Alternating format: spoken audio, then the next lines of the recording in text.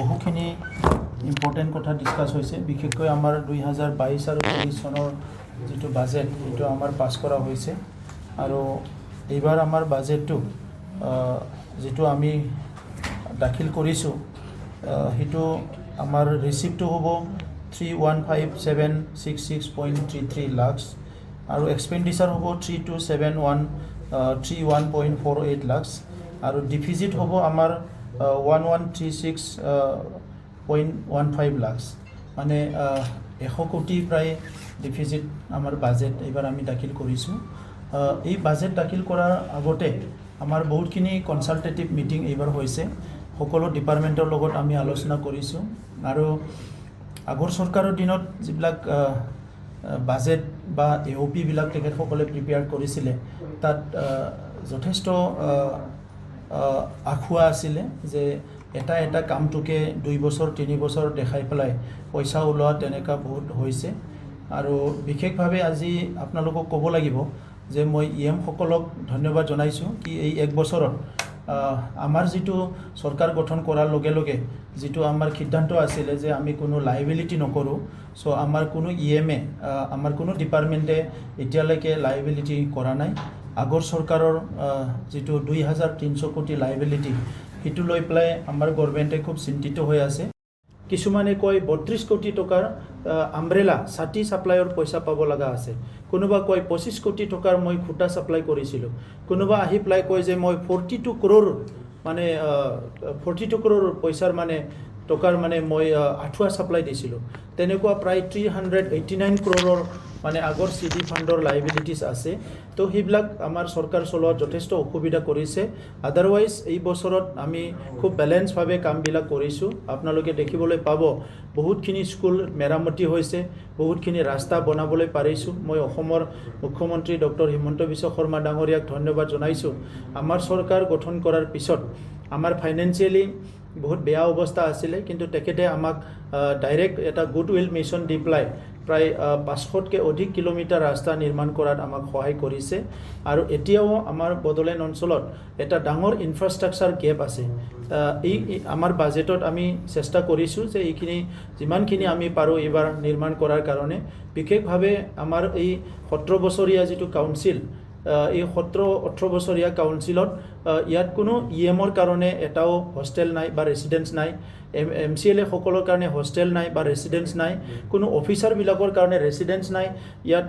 কোকৰাঝাৰত ভাল guest house এটা নাই, কোনো এটা ডিষ্ট্ৰিক্টত ভাল অডিটৰিয়াম নাই, কোনো এটা চাব ডিভিজনত ভাল অডিটৰিয়াম নাই। মানে ইনফ্ৰাষ্ট্ৰাকচাৰ গেপটো মানে হিউজ গেপ আছে। বহুতখিনি দলং বনাব লগা আছে, ৰাস্তা বনাব লগা আছে। পৰ্বতজৰা চাব ডিভিজনটো ৱৰ্ছ কণ্ডিশ্যনত আছে, মানে ৰোড কানেক্টিভিটিত। চ' বহুতখিনি গেপ আমাৰ মাজত আছে। সেইটো আমি পূৰা কৰিবলৈ আমাৰ তাত যিখিনি SOPDৰ পইচা আহিব আৰু ৰেভিনিউৰ যিখিনি পইচা আহিব সেইটো আমি গেপ পূৰা কৰিবলৈ চেষ্টা কৰিছোঁ। ইয়াৰ বাহিৰে আমি লাইভলিহুডটো বেছি গুৰুত্ব দিছোঁ। আমাৰ সকলো department, agriculture department, industry department, seed department, education department, WPT department, যে ছাপ্লাই টাপ্লাইবিলাক বন্ধ কৰি মেক্সিমাম লাইভলিহুড জেনেৰেশ্যনৰ কাৰণে কাম কৰিবলৈ আমি সিদ্ধান্ত লোৱা হৈছে। মই আশা কৰিছোঁ এই 2022-23 বছৰত আমি বহুতখিনি কাম কৰিব পাৰিম। আগৰ সময়ত আপোনালোকে দেখিছে এটা ফেমিলিক এখন কম্বল দিয়ে মানে 100 টকা। এইবাৰ আমি অনচুংঠাই বিথাংকি কৰিছোঁ আৰু জ্ঞান চৰাং বিথাংকি কৰিছোঁ, য'ত নেকি দুখীয়া পৰিয়ালক আমি ডাইৰেক্ট 5,000 টকা দিয়াৰ কাৰণে ইতিমধ্যে আমাৰ স্কিমটো আৰম্ভ হৈছে, বহুতে দি দিলে। আৰু ছাত্ৰ ছাত্ৰীসকলক আমি 5,000 কৰি দুখীয়া ছাত্ৰ ছাত্ৰীক ডাইৰেক্টলি মানে ফাইনেন্সিয়েল বেনিফিট বা টকা আমি তেখেতসকলক ছাপৰ্ট কৰিছোঁ। হেল্থ ছেক্টৰত আমি যথেষ্ট কাম কৰিবলৈ লৈছোঁ। যিবিলাক এৰিয়াত এতিয়াও হস্পিটেল নাই তাত টেলিমেডিচিনৰ ব্যৱস্থা কৰিব বিচাৰিছোঁ আৰু ইয়াৰ লগতে 40টা সমষ্ট হেল্থ ATM আমি ইনষ্টল কৰিব বিচাৰিছোঁ, যাতে মানুহবিলাক MRI কৰা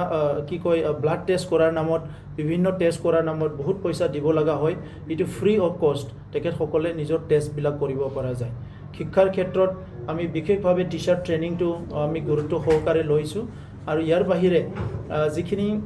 আমাৰ ইনফ্ৰাষ্ট্ৰাকচাৰ লগতে কোৱালিটি এডুকেশ্যন দিব লাগে, ইয়াৰ কাৰণে বেছিভাগে কাম কৰাৰ কাৰণে আমি সিদ্ধান্ত লৈছোঁ গতিকে এই বছৰৰ বাজেটত আমি বহুতখিনি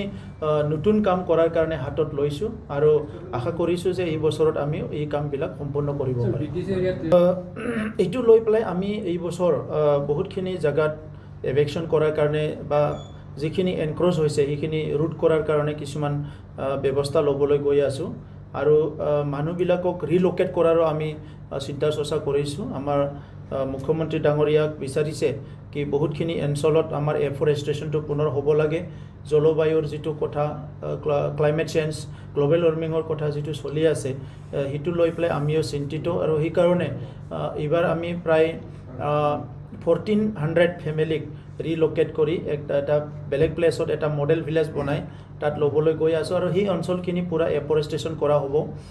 মেইন এলিফেণ্ট কনফ্লিক্টটো নজৰ ৰাখি ফৰেষ্ট কোৱালিটি ডেভেলপমেণ্টৰ কাৰণে আমাৰ যিখিনি পইচা আছে সেই পইচাৰ দ্বাৰা আমি কাম কৰিবলৈ গৈ আছোঁ যাতে এলিফেণ্টবিলাকে খাদ্য বিচাৰি বাহিৰত আহিব লগা নহয় সকলো বস্তু ভিতৰত পালে তেখেতসকলে মানুহৰ ঘৰ ভাঙিবলৈ নাহিব আমাৰ এনেকুৱা লাগিছে তো সেইকাৰণে ইয়াৰ কাৰণে আমি কাম কৰিবলৈ লৈছোঁ আৰু এই বছৰ মেছিভ যিটো আছে প্লেণ্টেশ্যন হ'ব বহুত এৰিয়াত ইয়াৰ কাৰণে অলৰেডি আমি প্ৰিপাৰেশ্যন কৰিছোঁ আৰু 4টাকৈ নাৰ্চাৰী ফৰেষ্ট ডিপাৰ্টমেণ্টে ইতিমধ্যে আৰম্ভ কৰিছে এই নাৰ্চাৰীত বহুতখিনি চিপলিংবিলাক ডেভেলপ কৰা হ'ব আৰু সেইবিলাক ফৰেষ্টত মানে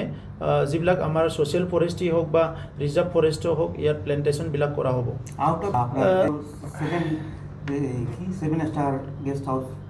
লাইক হাই কোৱালিটি কোৱালিফাইড নাই সেইটো মানে আমাৰ কোকৰাঝাৰৰ কাৰণে কোৱা হৈছে যে কোকৰাঝাৰত আজি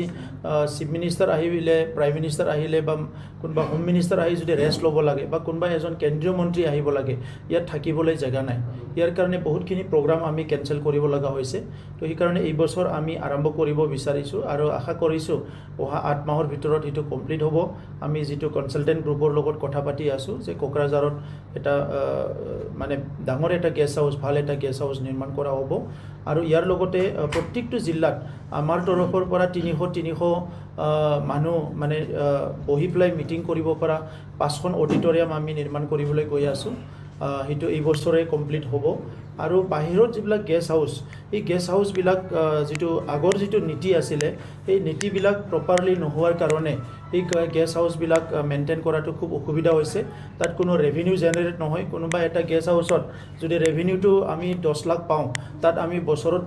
1.5 কোটি টকা খৰচ কৰিব লাগে কোনোবা এটা গেষ্ট হাউচত যদি আমি বছৰত 20 লাখ টকা ৰেভিনিউ পাওঁ তাত আমি 2.5 কোটি টকা খৰচ কৰি আছোঁ গতিকে এই গেষ্ট হাউচবিলাক আমাৰ পাৰপজটো ছাৰ্ভ কৰা নাই আৰু বিশেষকৈ বেংগলোৰ আৰু চেন্নাই এই দুটা অঞ্চলত গেষ্ট হাউচটো খুব প্ৰয়োজন আছে কাৰণ তাত আমাৰ ৱৰ্কিং ক্লাছৰ মানুহবিলাক যায় ট্ৰিটমেণ্টৰ কাৰণে যায় ষ্টুডেণ্ট যায় তো সেইকাৰণে এই বছৰ আমি বেংগলোৰ আৰু চেন্নাইটো অলপ গুৰুত্ব দিব বিচাৰিছোঁ আৰু মহাৰাষ্ট্ৰটো ইতিমধ্যে